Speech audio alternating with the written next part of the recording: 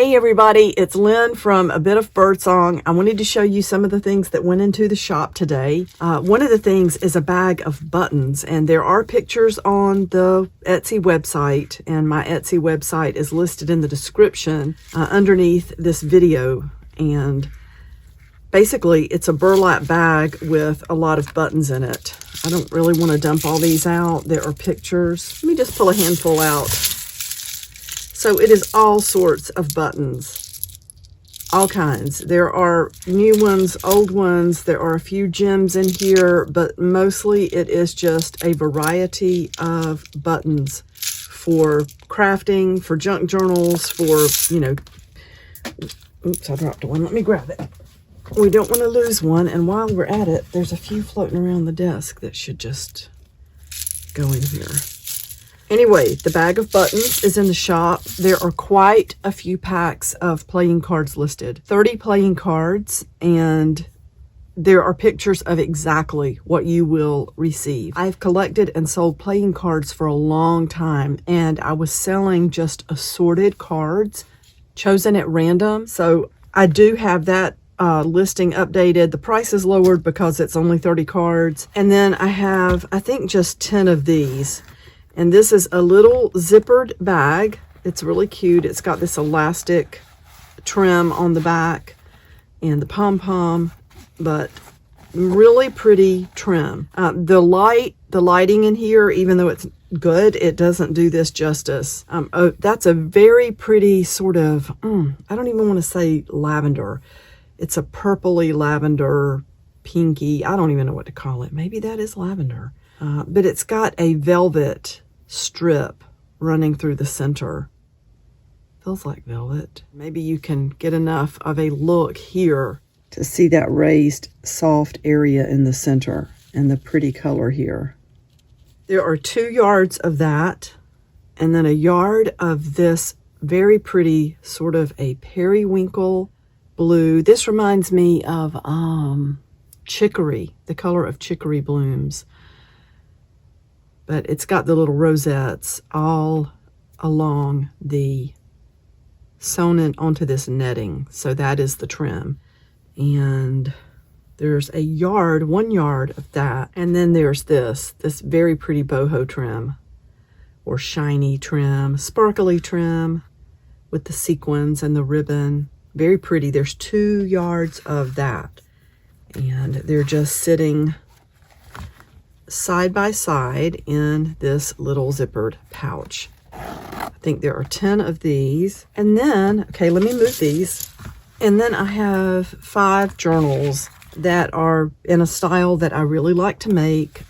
One signature, the closure on these is ribbon, and it just comes around, and some of them, I think 4 of them are long enough to wrap all the way around and then kind of go under the button on the front.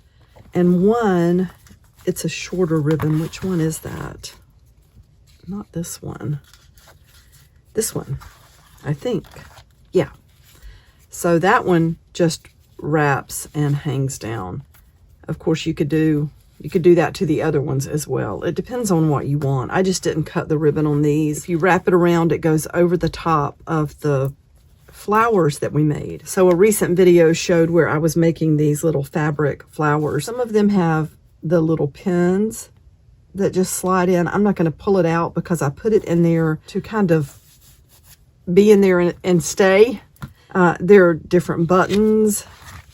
You'll see photos. Each one has photos. This one has a beautiful old glass button. There's some trim that I made with the sparkly sort of gathered ribbon. And then the pages, there are tea-stained pages in each one, and I distributed those evenly. There are pages with some digital images from a kit that I made a few years back called She Walks with Nature. So there's part of that. Not a whole lot of that because I didn't want to overwhelm the journal with that. I wanted to leave room for writing. There's more stained paper that's been stained with ink, and maybe some stencils. I think each journal has maybe 1 piece of pink paper. just different types of paper that you can work on. Maybe a heavy piece of paper like mixed media.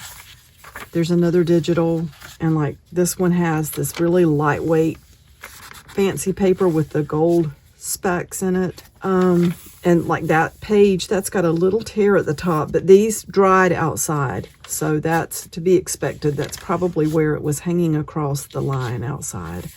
I think that's the only one that ended up with somewhat of a tear, and it's not really even a tear, it's just a nick at the top of the page.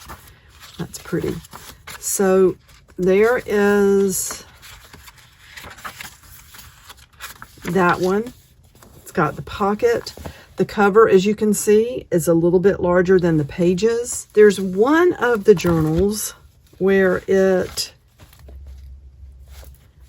I think it's this one that's got the cluster of, it's like a rhinestone button. Now one is missing, but it's old, and things like that don't bother me because it's still the sparkling metal inside.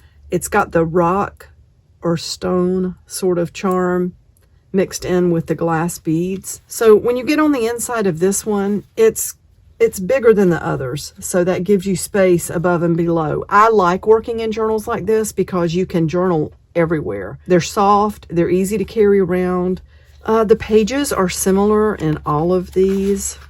The digitals, I distributed the same number of digitals, so none of these journals are going to be overwhelmed with digital images.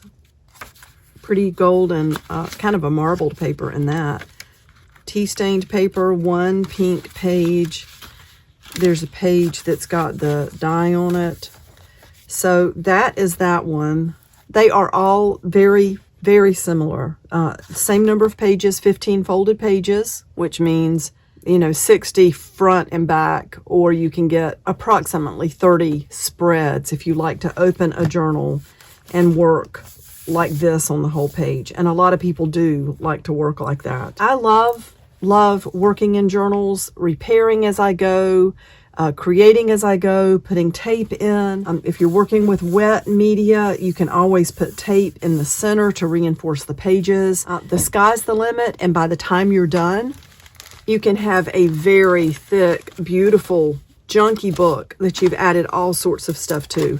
You can add more trim. You can stitch things to the front. This is one very similar to this, and you can see there's a little safety pin just sitting there. It's one signature, and I just went through and added, this was my journal, my art journal, my writing journal, and as you can see, here's the center, so there really are not that many pages.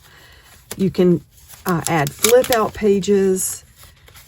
If the paper doesn't feel thick enough to you, add like glue down pieces of paper to work on. Anyway, I wanted to show you that these can just turn into absolute treasures. I won't bore you going through every single page. Again, you will see, and let me just look at one thing. So this is about 6.5. This one is actually a little taller. Is that the one? Most of these are in the 9 by 6.5 range. And the pages on the inside are 8.5 by 5.5 when it's closed. So that is all for now. I will be adding more.